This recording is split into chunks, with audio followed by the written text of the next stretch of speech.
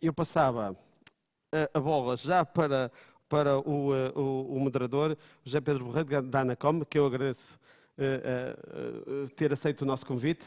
E pronto, o palco é seu, esteja à vontade. Muito obrigado, eu é que agradeço de facto o convite para estar aqui presente e é um gosto enorme estar aqui.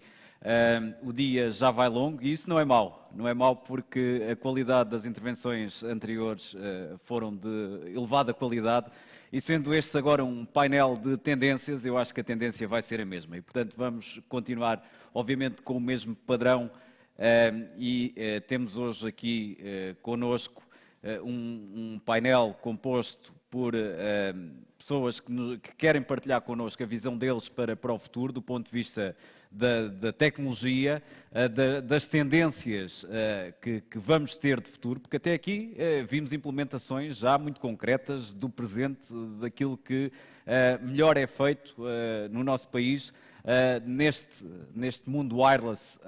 E o que vamos agora fazer é olhar lá para a frente quais são as novas oportunidades, como é que podemos explorar essas oportunidades e iríamos então agora começar com o João Zeferino da Huawei, que nos vai aqui falar certamente das novas versões do Wi-Fi. Força, João. Olá novamente. Muito bem. Vou começar por vos fazer uma questão. Lembram-se quantos equipamentos é que tinham aproximadamente 3, 4 anos? Sim? Não? Consolas de jogos? Frigoríficos? Não? Ok. Enquanto pensam nisso, eu vou-vos contar uma história. Eu tenho um colega que vá lá, é agitado, não dorme muito, e o que é que ele tem? Tem um alarme em casa.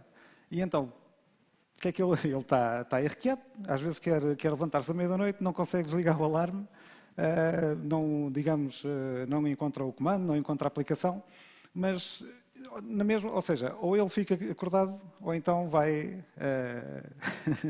ou então vai acordar a família inteira. Então o que é que ele fez? Pegou em 4 balanças, umas balanças pequeninas, digamos a Wi-Fi, põe em cada canto da cama. E o que é que ele fez foi interligar esse sistema com o alarme. Ou seja, ele levanta-se, tem uma diferença de peso, desliga o alarme, volta para a cama, volta a ligar o alarme. Okay? E ele levou isto um bocadinho mais à frente. Esta história é verídica, digo-vos já. Ele foi um bocadinho mais à frente. Ele gosta de acordar com o sol. E então, quando o sol aparece luminosidade, tem um sensor que lhe abre os torres. Okay? A coisa foi andando, até que ele chega a um determinado ponto onde tem 60 clientes Wi-Fi em casa dele. Mais de 60 nesta altura. Qual é a conclusão? Eu tive que lhe dar um AP que sobrou de um projeto, porque o AP que o operador lhe tinha colocado em casa não era capaz de lidar com essa nova demanda. A gente começa a tentar, temos a ideia, não, esta demanda toda ainda demora um bocado a chegar. Não, ela existe, é atual. Isto é um caso verídico. Às vezes eu brinco com ele, digo, um dia deste falta de eletricidade, não vais trabalhar. Não consegue sair de casa. Ok? Mas o ponto é este. Esta é uma demanda tremenda naquilo que são os clientes da rede Wi-Fi. Portanto, os equipamentos de acesso a essa rede Wi-Fi não podem, eles próprios, ser um bottleneck para entrar nessa rede. E têm que ser capazes de lidar com toda essa demanda, digamos assim. Outra das tendências que nós estamos a verificar é que há uma aproximação de recursos de computação e de storage para dentro, digamos, mais próximo do Edge.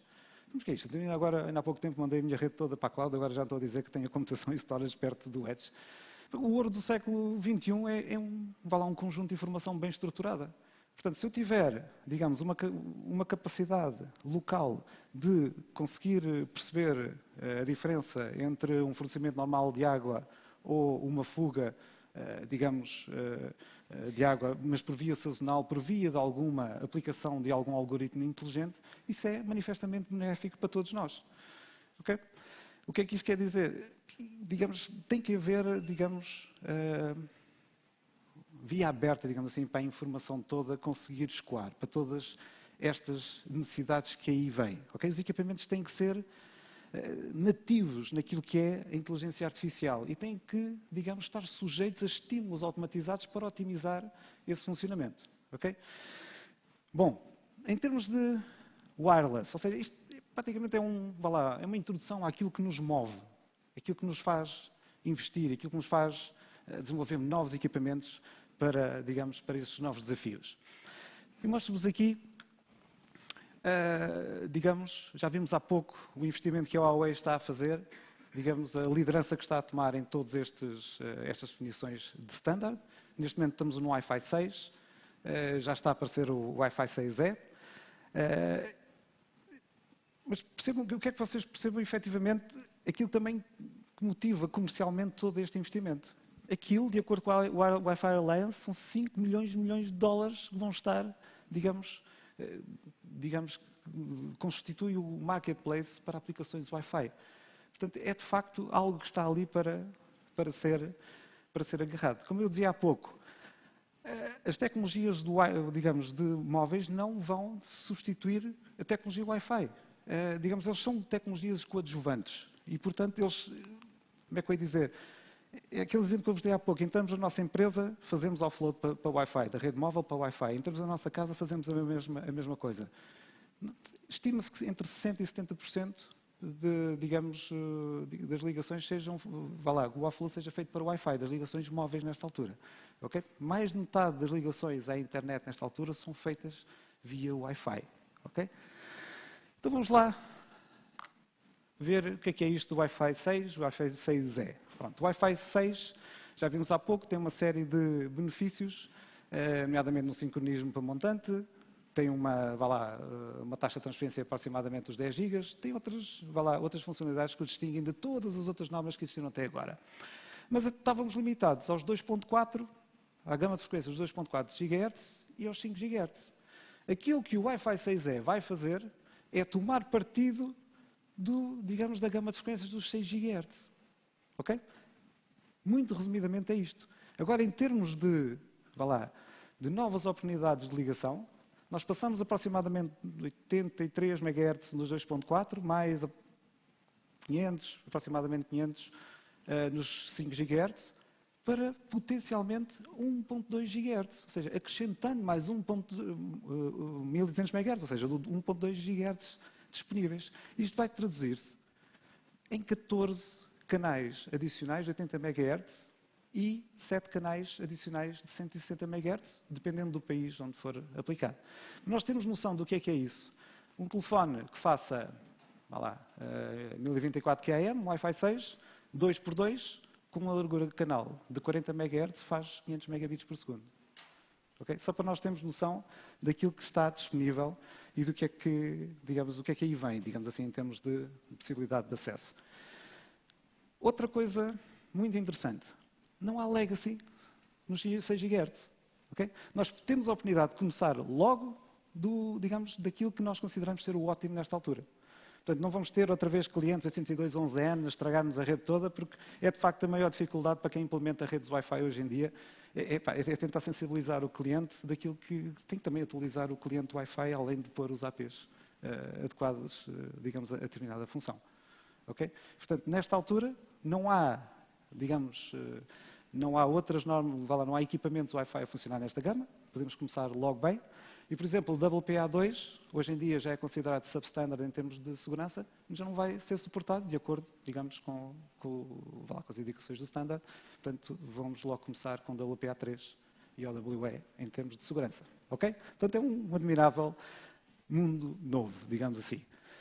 E depois disto, antes disso, a Huawei já tem produtos habilitados para o Wi-Fi 6E. Dou-vos aqui um exemplo, o 22T. Não vale a pena estarmos a olhar aqui para as características todas. Vai ter que ter, sobe uma ordem de modulação. Este aqui já vai fazer 4096 QAM.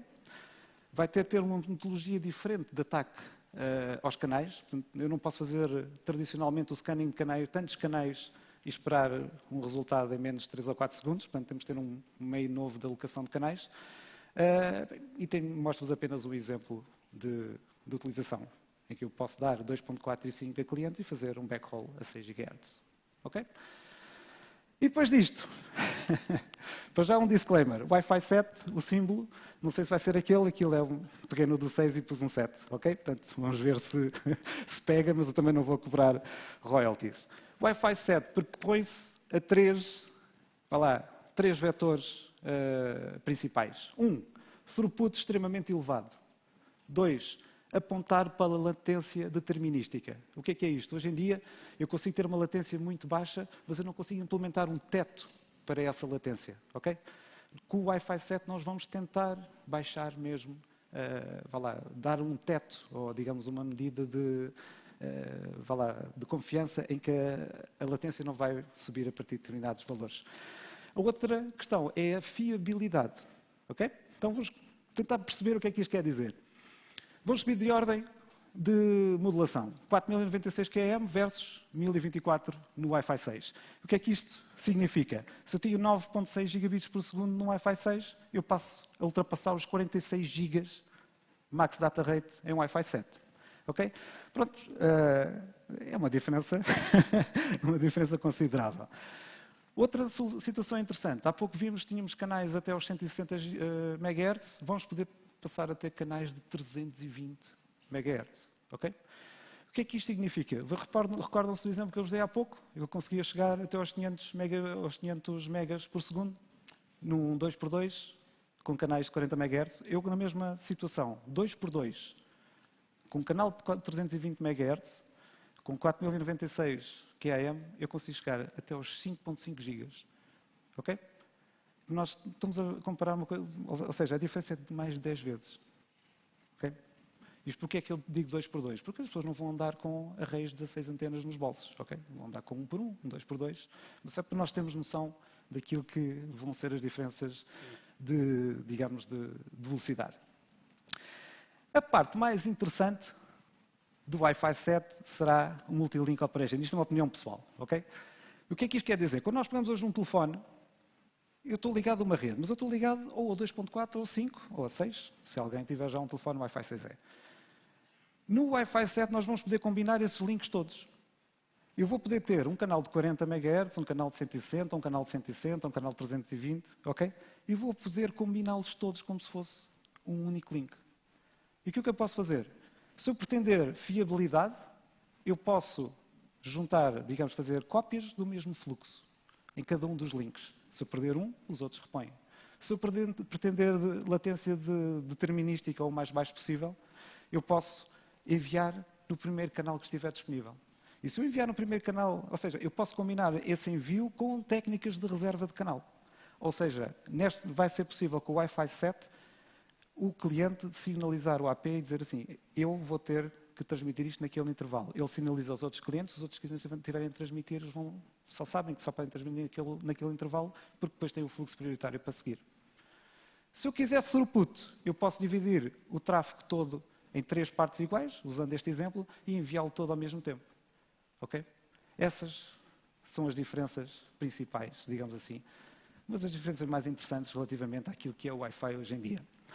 Depois, uma coisa também muito interessante. Toda a gente já ouviu falar em roaming, mas o roaming está lá numa camada muito acima. Nós, ao nível físico, ao nível de MAC, vamos conseguir que os APs se coordenem. O que é que isto quer dizer? Os próprios APs, sem precisar, digamos, de mais artifícios, eles vão conseguir, por exemplo, naquele exemplo que eu dei há pouco do Wi-Fi 6, eles vão poder, se quiserem chegar a um cliente que está lá ao fundo, eles vão conseguir combinar, digamos, as suas emissões para que a relação sinal-ruído no destino seja, digamos, seja melhor, digamos assim. Ao mesmo tempo, eles vão poder também, se tiver um ambiente mais denso, eles podem também coordenar entre si, em que vão fazer beamforming para um lado, beamforming para o outro, e fazem zeros de radiação no meio. Ok? Isto é, de facto, são mudanças muito interessantes face àquilo que nós temos hoje em dia. Nós temos também outra oportunidade muito interessante digamos, na reutilização de canais. Ou seja, a gama de frequência dos 6 GHz poderá já ter incumbentes. Poderão já ter serviços a correr lá. Serviços que já estão normalizados, que são aquelas frequências que eles usam. Aquilo que o Wi-Fi 6 permite é fazer, por exemplo, um furo no canal. Antes disso, se o canal já tivesse lá um incumbente, eu não podia usá-lo. Mas é melhor usar 300 MHz, um canal de 320, do que não usar absolutamente nada. Chama-se isto Multi-RU Operation. Ok? Assim, muito rapidamente, isto é aquilo que se julga que vai ser o Wi-Fi 7. Estas funcionalidades que eu vos mostrei estão já estabelecidas. Podem mudar. Porquê? Porque nós vamos ainda no draft 2. O estabelecimento de um standard passa por vários drafts, falta o draft 3, e depois segue-se a ratificação do standard e espera-se que tenhamos equipamentos disponíveis para certificação em finais de 2023, 2024. Ok?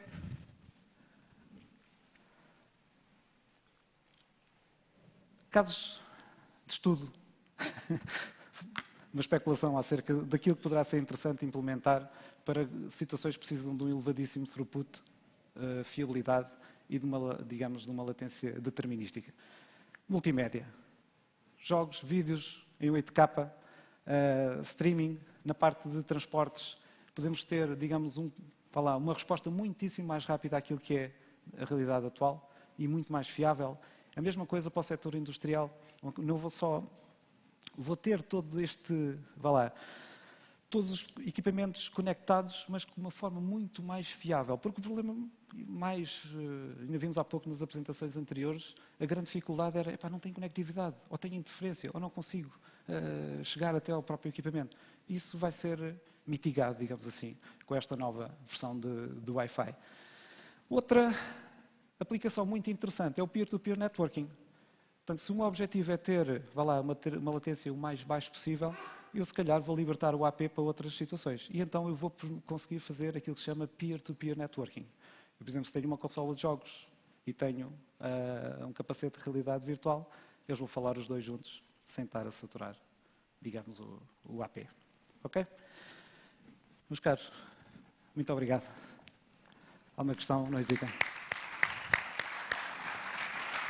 Muito obrigado, João.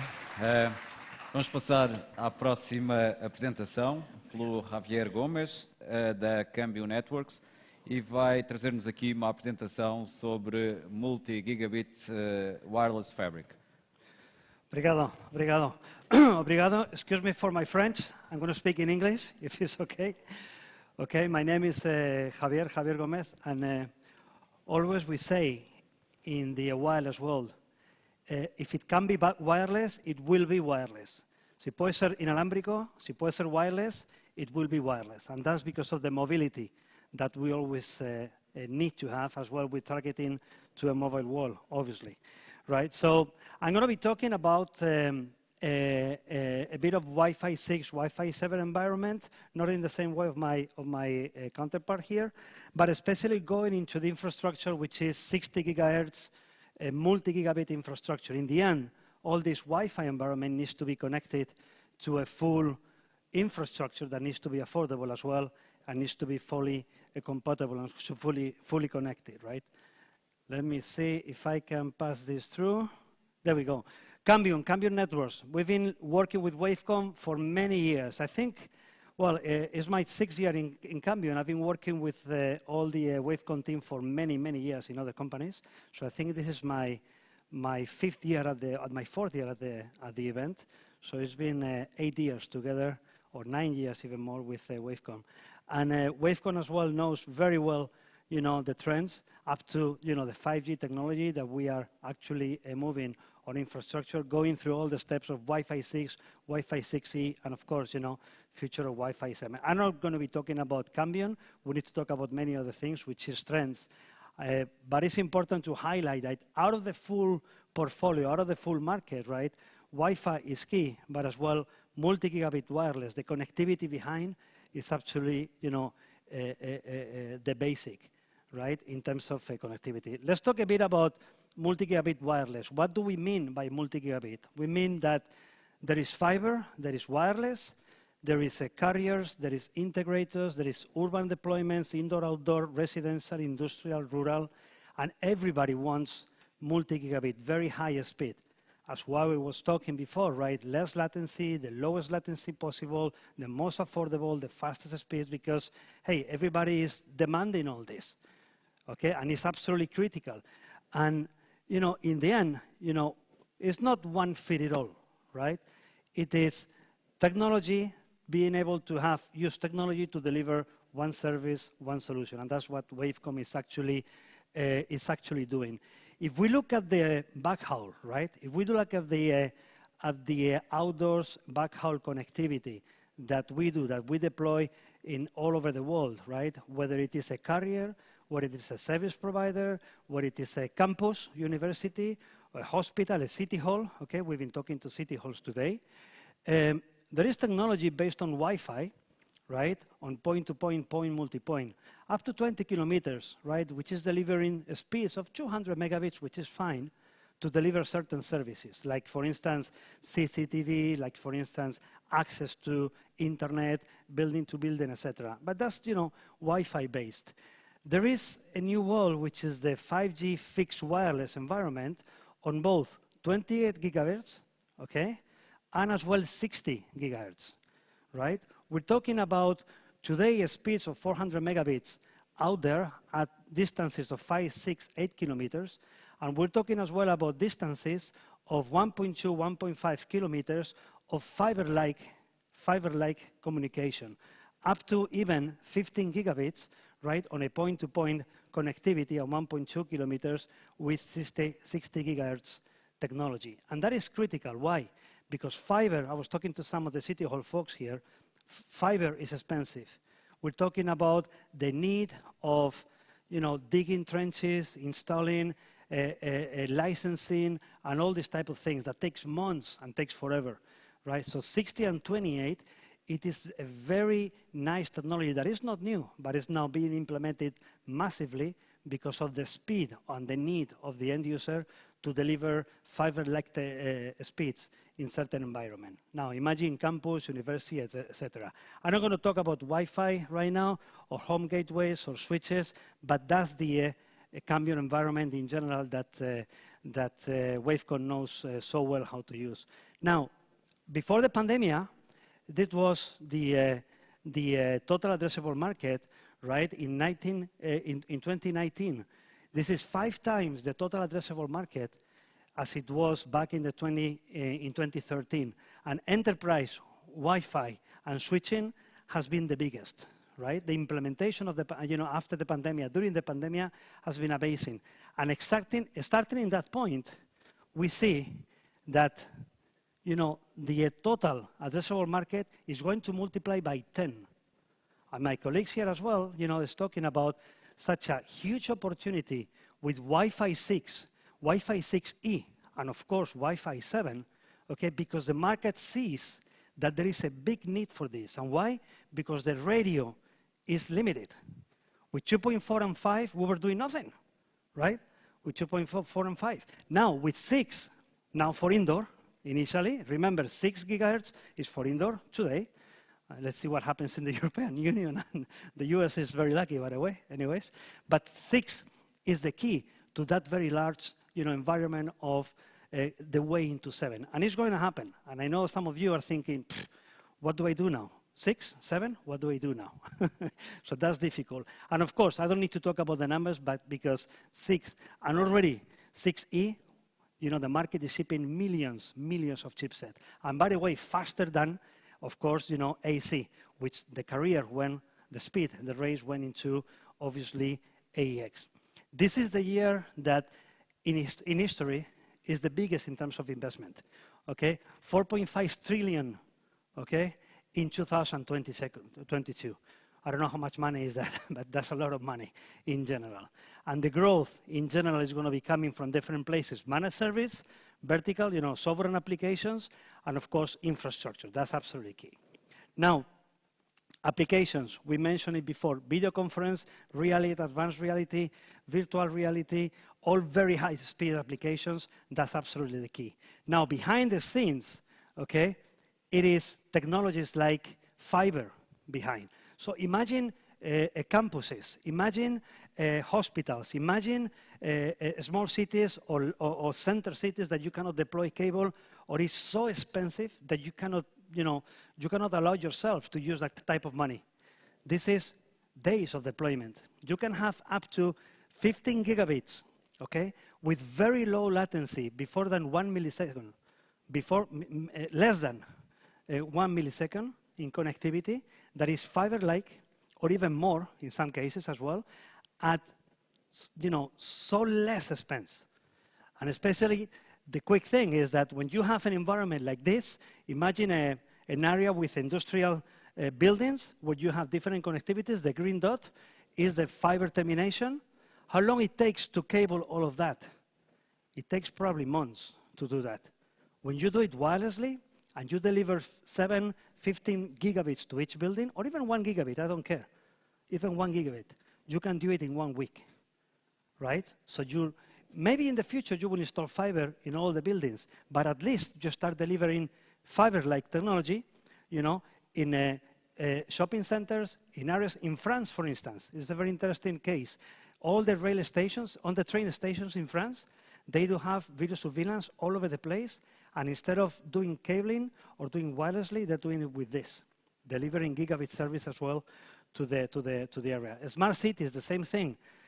Imagine deploying smart cities without having to deploy 1 single meter of fiber. Okay? We're doing this today in many cities in the world. We have many open projects today here in Portugal as well with Wavecom in the aim to actually do this. And the most important thing is that people like Facebook, okay, with Telegraph, with the standard Telegraph, is actually deploying this in many places in the world, right? So 60 gigahertz is really something that is becoming very popular if you don't want to spend so much time, if you want to spend so much money deploying fiber, okay? That's what the multi-gigabit wireless fabric is for. So imagine simply a point-to-multipoint environment with some specifics on the design. Wavecom and us, we can help you in that, with 15 gigahertz, 7.4, and 2 gigabits, and especially very low latency, extremely low latency, less than 1 millisecond. Okay? So that's absolutely impressive, and that's actually key. We're deploying right now. Imagine deploying, in general, in a city or in a place, things like wireless to the home. Imagine an area that you don't have the possibility to get fiber, and you find 200 homes without fiber. You can do it with this to deliver 1 gigabit services to the home through wireless today. Or imagine wireless to the building to building, interconnect different buildings in a university campus, for instance, where you can actually avoid delivering fiber into the buildings, and you do it wirelessly, all right? Or maybe rooftop to rooftop, which is similar, or the one that I really like a lot is backhaul for a small cell or 5G towers. The towers, today we're working with the carriers to connect tower to tower to deliver 7 gigabits from one tower here to another one that is connected to a 1 kilometer, 1.5 kilometers away. And that's absolutely key, okay? So remember, if it can be wireless, si puede ser wireless, será wireless. Ese es el mensaje principal que querría dejar yo ahí. Muito obrigado. Obrigado. Thank you very much, Javier. Vamos então agora para a última apresentação. A última apresentação vai ser feita pelo Felisberto Pereira, da Alma Science, e vai ajudar-nos aqui a perceber onde é que caminham as tecnologias wireless. Exatamente. Antes de mais, agradecer a oportunidade de estar aqui hoje, mostrar aquilo que eu acredito que vai ser um bocadinho o futuro da tecnologia wireless. Em relação aos meus colegas do painel, vou tentar aqui sintetizar um bocadinho as coisas e olhar um bocadinho mais para a frente nos anos do que se calhar foi apresentado aqui. Isto um bocadinho pelo meu perfil. Eu sou Senior Researcher no Alma Science. É uma empresa que se dedica a atividades sustentáveis na área do papel e de outros materiais sustentáveis, e nós estamos muito também a trabalhar nesta parte das telecomunicações em várias vertentes, e ao mesmo tempo também sou colaborador externo no Instituto de Telecomunicações, daí tenho uma vertente um bocadinho mais de tentar olhar para um futuro um bocadinho mais longínquo. Ora, na minha apresentação é dividida em 4 partes. A primeira, wireless para as comunicações, depois wireless para a energia, wireless para a sensorização e acabo com a parte da sustentabilidade. Aqui temos Bolonha, em Itália, onde Marconi fez a primeira comunicação rádio, ou pelo menos onde ele nasceu e onde nasce um bocadinho toda esta história. E aqui nós temos, na parte da comunicação, nós temos muitas palavras que nós podemos falar sobre como é que nós queremos comunicar, que tipo de coisas é que nós queremos querer, se queremos longo alcance, se queremos curto. E ao olhar para isto tudo eu consegui aqui agrupar as tecnologias de uma maneira que me fazem algum sentido, que são as tecnologias de curto alcance, as tecnologias de longo alcance e as tecnologias celulares. Há outras, estas aqui são um pouco uns exemplos daquilo que nós podemos estar a falar aqui, do Bluetooth, do Wi-Fi, do LoRa, Sigfox, NB-IoT e também das tecnologias celulares que foram também aqui muito apresentadas, onde se inclui o 5G e tudo mais. Para fazer esta divisão, ordenei isto um pouco com base nesta tabela, ou seja, baseei-me nas frequências, nos alcances, nos data rates e também nos consumos de energia, que é um ponto de sustentabilidade muito importante se nós queremos implementar redes no futuro e redes que são capazes de ser suportadas em sistemas que têm preocupações energéticas e muitas vezes também são orientadas por baterias que conseguem aguentar estes sistemas todos em baterias. Como é que eu olho para o futuro? E aqui fugindo um bocadinho à minha zona de conforto. Eu acredito que há duas tecnologias ou duas aplicações que vão estar muito em voga nos próximos anos: comunicações satélite e comunicações veiculares para qualquer coisa. Antigamente falava-se muito nas vehicle-to-vehicle communications, eu hoje acredito que já estamos a falar nos veículos como um transporte de informação e numa rede muito mais integrada. Por outro lado, a nível mais da tecnologia técnica, a alocação dinâmica de espectro, Software Defined Radio, já está a ser usado no 5G, mas claramente, e pelo menos na minha visão, são coisas que vão continuar a ser muito precisas e muito desenvolvimento é necessário para que cheguemos a um futuro onde consigamos ter coisas ainda mais integradas. Deixei para a última a tecnologia backscatter, porque é aquela que eu vejo como a grande tecnologia no futuro. Porque nós hoje usamos como esta tecnologia para o RFID, mas a grande vantagem dela é muito simples. Não temos de ter uma parte ativa, um rádio ativo, numa das partes dos nossos sistemas, o que nos faz que não tenhamos um grande consumo de energia, se é que temos algum, porque podemos ter estes sistemas sem qualquer tipo de baterias, e acima de tudo podemos ter estes sistemas até que sem qualquer tipo de chips. O que é que isto faz? Conseguimos ter sistemas que são altamente escaláveis e altamente baratos. Exemplos. Quem é que já está a usar isto hoje em dia? Temos exemplo da Decathlon, creio que toda a gente deve conhecer mais ou menos. Nós chegamos à caixa, colocamos os produtos, há um scan de RFID, saímos da loja. Tecnologia simples que permite poupar nos recursos. Ao mesmo tempo, quando a loja fecha, há um robô que vai e passa a fazer todo o inventário da loja. Se há alguma falha nos produtos, se há produto na prateleira errada, é reportada uma falha e aqui consegue-se ir atrás do que é que está a acontecer. Na Prada, no mundo da moda, moda de luxo, é feito para o user experience. Aqui muito para chegarmos com o nosso produto a um espelho, pomos o produto perto do espelho, ele faz-nos a leitura e nós conseguimos a partir daí personalizar. Mais do que isso, na autentificação de produto, nós queremos saber se aquilo é mesmo real, se aquilo é mesmo daquela marca. E as marcas têm investido, principalmente no sector de luxo, muito nesta parte de usar RFID, tecnologia backscatter, para conseguir chegar a este lado. A Intelligent M foi uma aplicação que eu não conhecia, foi a preparar esta apresentação, que é basicamente uma ideia muito simples. Uma pulseira RFID, o leitor está na torneira e garante que no setor da saúde toda a gente, quando vai à casa de banho ou de X em X tempo, lava as mãos. Uma ideia muito simples que garante uma maior eficiência neste tipo de cuidados que são cada vez mais importantes no nosso dia-a-dia. Mudando agora para o outro lado do Atlântico, Estados Unidos, onde Tesla fez pela primeira vez a parte da transmissão de energia sem fios, e nós aqui temos duas partes. Uma muito usada e muito conhecida, que é a transmissão por parte de bobinas, transmissão de energia indutiva, muito experimentada, provavelmente quase todos os nossos telemóveis aqui carregam através desses sistemas e há muita coisa feita, apesar de ainda haver alguma para fazer. A outra que mais me fascina e na qual eu tenho trabalhado durante mais tempo, a parte eletromagnética. Como é que nós conseguimos transmitir energia através de sinais de radiofrequência, através de osciladores, amplificadores e antenas e que nos permitem chegar a um alcance um bocadinho maior daquilo que nós queremos e conseguimos ter aqui uma liberdade maior que o sistema indutivo não nos deixa. E reforço aqui tudo isto, continuamos a trabalhar sem qualquer tipo de fios, por isso eu achei que era interessante para trazer para uma conferência do wireless toda esta parte de energia e não só comunicação. No entanto, esta tecnologia não está desenvolvida, não está no mercado, pelo menos em ampla escala. Porquê?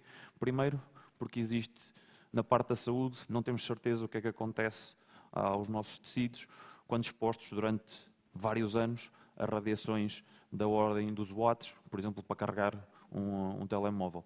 E ao mesmo tempo temos sistemas que neste momento são muito pouco eficientes. Eles são eficientes desde que nós pegamos e os ligamos à tomada até que sai da antena e são eficientes do outro lado, ou seja, quando recebemos da antena e conseguimos retificar a radiofrequência na parte DC. Mas esta perda que existe aqui no ar é muito grande. E é muito grande porque se eu tiver transmitido a minha mão esquerda para a minha mão direita, eu não vou conseguir focar exatamente na minha mão direita e muita da radiação que eu queria que chegasse à minha mão direita vai se perder. Isso é um dos pontos que ainda continua sobre a investigação. E uma das tecnologias que se usa, e cada vez mais, e que a Oi também falou um bocadinho nisto, é o beamforming, que é uma maneira de nós usarmos a rede de antenas que nos permitem focar o nosso ponto de energia, dependendo do número de elementos que nós vamos aqui acendendo. Do lado do receptor também, apesar de já conseguirmos eficiências de cerca de 80%, ainda há coisas a melhorar, talvez alargar a largura de banda, talvez olhar para isto como conseguimos agarrar a energia do ambiente que já está no ar e que, se não for agarrada, é perdida. E claro, como eu já falei, a parte da saúde, que acaba por ser super importante. A nível de aplicações, o que é que já existe, mais uma vez? A iTricity, uma empresa dos Estados Unidos que já trabalha com os grandes fabricantes de automóveis para carregar os nossos automóveis de maneira indutiva. Eu acredito que no futuro o nosso automóvel elétrico, parque de estacionamento ou em casa, chegamos, estacionamos, não nos preocupamos com carregamento algum, porque ele vai estar a carregar de maneira simples, autónoma e integrada com o sistema, quer com a cidade, quer com o nosso uso pessoal. A Xiaomi, e aqui também, sei que a Huawei também desenvolve neste tipo de tecnologias, que é o carregamento do nosso telemóvel, do nosso dispositivo à distância. Estes projetos, mais uma vez, estão em fase de desenvolvimento, pelo menos segundo aquilo que eu sei, por causa de todos os fatores que já referi, mas são sem dúvida o futuro, porque eu quero chegar a casa, eu quero ter o meu telemóvel no bolso, quero deixá-lo em qualquer lado e eu quero que ele carregue. Não quero ter de me preocupar em colocá-lo na zona X ou Y, quero que ele faça a gestão e carregue quando é mais oportuno, maximizando também assim a bateria do mesmo. E aqui um projeto que eu creio que nunca saiu do papel, mas que eu acho muito engraçado para trazer aqui, que é uma ideia da NASA, ou pelo menos o Google apresentou-me como uma ideia da NASA, que é recolher energia solar a partir da Lua e, através da transmissão de energia sem fios, conseguimos enviar essa energia toda para a Terra para nós a conseguirmos aproveitar. Voltamos agora para a Alemanha, onde o Sr. Christian fez pela primeira vez a detecção de radares e aviões, de submarinos e aviões a usar sistemas wireless. Então temos aqui a parte de sensorização no wireless. E aqui nós podemos fazer a coisa mais simples do mundo e que é das mais eficazes, que é perceber o nosso espectro, ou seja, um sniffing do espectro. E a melhor maneira de fazermos isso é um teste simples. Se alguém colocar aqui um sniffing de BLE, tendo em conta que muitos dos nossos telefones estão ligados porque vêm conectados ao nosso carro, eu consigo facilmente perceber quantas pessoas é que estão nesta sala, ou pelo menos ter uma estimativa muito boa do que é que está a acontecer. O mesmo pode ser feito com Wi-Fi e nós conseguimos tirar muita coisa, só olhamos para o espectro e percebemos o que é que está a acontecer no espectro. Mesma coisa nos radares. Antigamente usávamos isto para fins militares. Hoje há tecnologia onde uma pessoa a caminhar num corredor está sobre um sinal de radar e conseguimos perceber quem é que é essa pessoa só pela maneira como ela caminha. Porque faz uma reflexão totalmente diferente da onda, a pessoa A ou a pessoa B. E também aquilo onde eu trabalho mais e onde a Alma Science, a minha empresa, também trabalha, que é no sensing do RFID. Ou seja, termos tags que, ao mudarem as suas propriedades físicas, conseguem nos dizer coisas sobre o ambiente. Se está mais úmido, se está mais quente, se certa reação aconteceu e o que é que está a acontecer aqui. Aqui, também puxar um pouco a brasa à minha sardinha, também é um Wavecom, o que é que já aconteceu. Um projeto que houve aqui em conjunto entre o Instituto de Telecomunicações e o Wavecom, que se conseguiu monitorizar a taxa de respiração e também o batimento cardíaco de pessoas acamadas com sistemas de radar. Aqui, é claro, as pessoas não podiam ter grandes movimentos, senão o sistema tornava-se um pouco falível, mas ao mesmo tempo, nós com um sistema muito simples, conseguimos garantir que não é preciso nada ligado à pessoa para haver uma monitorização dela. Outra solução, e falou-se já aqui um pouco disto e de sistemas até de projetos a desenvolver este tipo de tecnologia, feita pelo Inlock, uma empresa francesa, creio que eles fazem localização de objetos no meio industrial. Usam tecnologia backscatter e, através da resposta do sinal das tags, ou seja, coisas muito baratas colocadas em objetos, conseguem perceber onde é que elas estão e o que é que está a acontecer com elas. E aqui falo na Jasha, que é basicamente a parte japonesa relacionada com o espaço, como podia falar de muitas outras tecnologias viradas para o espaço, onde usam a tecnologia wireless, ou seja, a tecnologia sem fios, para conseguir fazer uma observação do que é que está a acontecer na Terra. Passo agora para a Caparica, não por ter aqui nada de incrível que eu saiba que tenha acontecido na Caparica a nível de tecnologia, mas porque é onde está sediada a Alma Science e nós queremos posicionar como um dos grandes players, apesar de ser uma empresa muito recente, no desenvolvimento de circuitos sustentáveis. E quando eu digo circuitos, falo em tags na área da radiofrequência, em sensores na área da radiofrequência, onde queremos trazer aqui a sustentabilidade. Não estamos, neste momento, a pensar em o que é que nós podemos inventar de diferente, estamos a pensar em como é que nós podemos inventar para fazer o que já foi feito de maneira diferente e de maneira mais sustentável. Isto é uma das nossas bandeiras, e, ao mesmo tempo, claro, quando nós falamos de sustentabilidade, temos de falar de consumo de energia, temos de falar de usar de maneira eficiente o espectro, temos de falar de beamforming, que nos evita perdas, o que nos garante que vamos reduzir o número de baterias ou, ao mesmo tempo, aumentar a longevidade das mesmas. Nesta área, o que é que está a acontecer? No Alma Science nós já temos estas tags desenvolvidas. Um exemplo clássico é que nós conseguimos, através de uma reação química, alterar a resposta de um papel que apenas tem linhas de prata em cima, e ao alterar essa resposta eu consigo perceber se determinado alimento está degradado ou não. Mais uma vez, uma tecnologia escalável, uma tecnologia muito barata. E aqui o Instituto de Telecomunicações, como uma referência também no setor do beamforming, que nos vai permitir certamente conseguir ter muitas destas tecnologias de maneira mais sustentável, pois vamos evitar muitas das perdas que nós temos aqui nas comunicações e também na transmissão. Muito obrigado. Muito obrigado, Gisberto. Ora, vamos então passar aqui à parte do debate. E eu tinha já aqui algumas questões para os nossos oradores, para estas excelentes intervenções que acabámos de ter. Ia começar talvez ali pelo João. João, trouxeste-nos aqui de facto estas novas versões do Wi-Fi e fizeste precisamente referência ao espectro que está disponível atualmente nesta faixa dos 6 GB.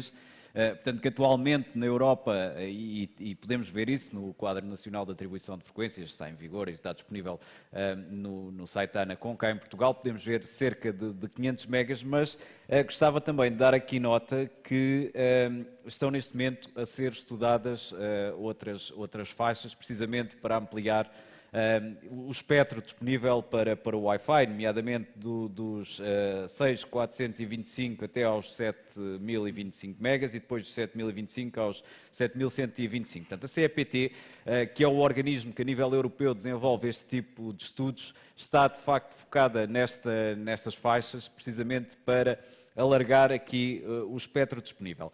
E relativamente a esta questão do Wi-Fi, eu lembro-me daqui a uns tempos ter visto uma projeção, uma estimativa, que por altura do ano em que estamos, portanto de 2022, cerca de 60% do tráfego global móvel seria offloaded via Wi-Fi. E que cerca de 50% a 51% do total de tráfego IP seria precisamente Wi-Fi. Portanto, isto só vem reforçar, de facto, a importância de ter cada vez mais espectro disponível para esta tecnologia. Certo. É evidente, porque nós já vimos há pouco que, inclusivamente, a faixa dos 5 GHz já começa a ser complicada em cenários de muito alta densidade. E, portanto, faz todo o sentido ter mais espectro disponível tanto para esta versão, o Wi-Fi 6E, ou para o Wi-Fi 7, porque de outra forma será difícil atingirmos o objetivo de lidar com toda esta demanda que nos é pedida atualmente e com aquela que ainda aí vem. Uhum. E tu falaste ali duas características, pelo menos que eu retive aqui fundamentalmente, que acho de facto vão ser aqui um game changer no Wi-Fi, que é precisamente o multi-RU, portanto, o facto de podermos ter um grau de granularidade no espectro que nos permite usar de forma seletiva, digamos que temos ali uma espécie de notch filters que estão, no fundo, a não usar pedaços de espectro que possam estar a ser usados por incumbentes, não é?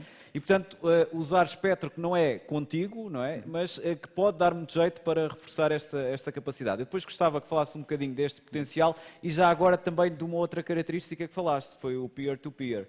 Portanto, de que forma é que estas duas novas funcionalidades poderão melhorar a experiência do utilizador? Atualmente, se nós, com as tecnologias existentes, se nós tivermos já lá algo existente, algum incumbente, algum serviço fixo satélite, por exemplo, que esteja naquela faixa, nós não vamos poder usar esse canal. E, de facto, com o multi-RU, nós podemos fazer notches com uma granularidade de 20 MHz e nós podemos, digamos, juntar várias partes do canal, ou seja, não ficamos com o canal integral, como seria ideal, mas pelo menos conseguimos tirar partido daquilo que fica disponível. De facto, é uma reutilização de espectro inteligente, digamos assim. Do ponto de vista do peer-to-peer, sendo o objetivo do Wi-Fi 7 chegar, almejar a uma latência determinística, será difícil atingir esse objetivo, pelo menos com as tecnologias que existem atualmente, porque, de facto, o meio pode ter refrações, pode ter, digamos, tráfego, direções assimétricas, digamos assim, então será difícil chegar aí. Mas nós vamos tentar gerir aquilo que está ao nosso alcance. E eu fazer offload, digamos, de um AP, libertando para outras funcionalidades, ou para outros clientes, digamos assim, e permitindo que os equipamentos próximos falem entre si, sem necessidade de um AP, é uma dessas medidas, digamos, de otimização que contribui para essa latência determinística das novas versões do Wi-Fi que aí vem. Muito obrigado, João. This is for Javier. Fala português, por favor, fala português. In English. Oh, qué bueno. There is a traditional duality between fiber and wireless in the communications world. So, in fact, the market and the users are constantly requiring higher speed communications in both wired and wireless technologies. How do you see nowadays the potential of each one, fiber and wireless? This is the first question. And in your opinion, where do you position these technologies, fiber and wireless systems, in terms of actual or real high-speed data? Yeah. And the last question, does wireless still offer high-speed connectivity, and is it able to reach the level of technology enough or suitable for today's needs? I think como decía, if it can be wireless, it will be wireless for many reasons. Cost, fast to deploy, everything. And that has been the case to try to hit something that we all want, which is mobility, right? Mobility. Mobility, not just, here, but even mobility or flexible mobility in infrastructure, delivering services, very high-speed services. So what happens in the market is, fiber to the home, fiber to the building. There are big projects of fiber to the tower, FTTT, right? Fiber to the tower, and many other projects. But in the end, right, there is a fight on carriers, on service providers, telco, telecom, industry in general, to be able to reach at higher speed, the faster, the sooner, the better. To capture as well that market, to start delivering very high internet access, right, and deployment to different services. So fiber and Wi-Fi and wireless will be together for many, many years. Okay, it's a huge market of fiber. It's even bigger wireless. We mentioned, right, over 60% of the traffic is today on Wi-Fi. But if we look into the traffic of the carriers of power, tower to tower, building to building, as well, that percentage even increases more. So it's a matter of mobility. Today, when we're talking about infrastructure, right, with technologies like millimeter wave technologies, like 60, 28, and some others, 5G type of technology, we're talking about, fiber-like communication at, a blink of an eye, immediately installed and deployed at very low cost, right? Wi-Fi 6, Wi-Fi 7, the evolution, there is Wi-Fi 6E in the middle. Vendors are touching in different technologies. You mentioned before as well software-defined radio technologies as well on wireless. That's what we're doing as well. Wi-Fi 6, Wi-Fi 6E with software-defined radios to kind of capitalize better, the return on the investment on an installation of a customer. So there are many, many variables, okay, in terms of extending the life of a wireless network. The truth is as well that nowadays, 2022, 2021, because of the pandemic as well, has moved all of us to learn a lot in the last 2 years, and the capacity of the networks to go up and to be ready for the next 10 years. You saw it, 10 times the total addressable market in only 5 years, and it's amazing. Okay, if it can be wireless, it will be definitely wireless, and the market has shown that to us. Ok, obrigado, Javier. Obrigado. E agora a questão para o Felisberto. O Felisberto trouxe-nos aqui algumas possibilidades de tecnologia para o futuro. Uma daquelas que talvez me chamou aqui mais a atenção foram os sistemas de comunicação chipless. E relativamente aos sistemas chipless, quais é que são as limitações atuais desta tecnologia e até que ponto é que podem ser, de facto, alternativas reais aos sistemas com chip tradicionais?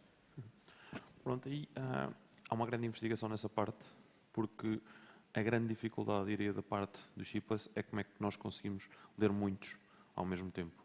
Enquanto o RFID tradicional com o chip usa sistemas para diferenciar e para responderem em tempos diferentes, os sistemas chipless são completamente dummy, ou seja, eles não têm qualquer tipo de inteligência, não têm nada, são baseados em radiofrequência, não têm qualquer poder computacional. Isso também é o interesse que eles têm, porque o custo deles é muito baixo e ficaria ao preço de um código de barras qualquer.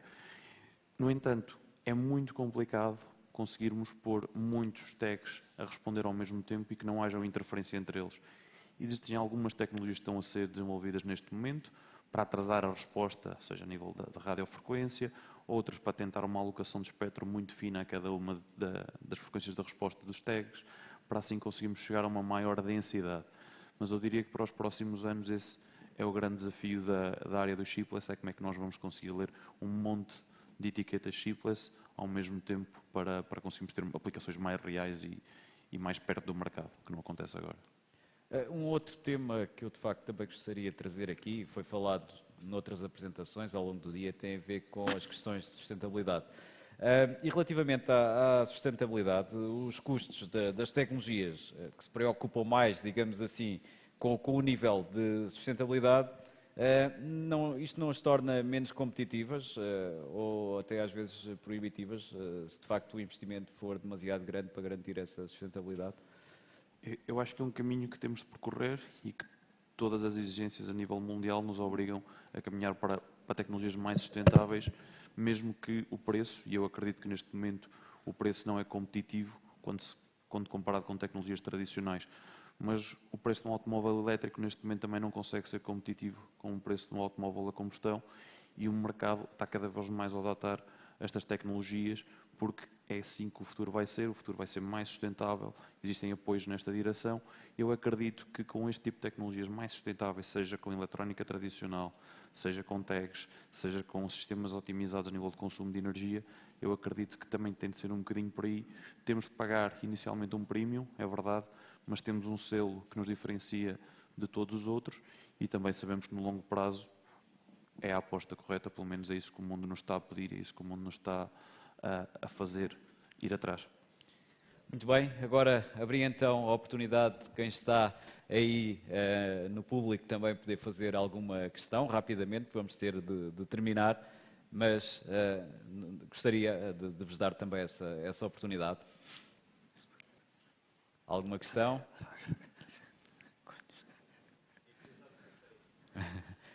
Bom, se não há mais questões, resta-me de facto agradecer aqui estes excelentes convidados que tivemos neste painel de Trends. Agradecer também o convite para poder estar aqui, agradecer à Wavecom por esta organização, por este dia magnífico que conseguiram aqui juntar tantos casos interessantes e tantos oradores com experiências muitíssimo interessantes. Obrigado a todos e um aplauso também para os nossos convidados.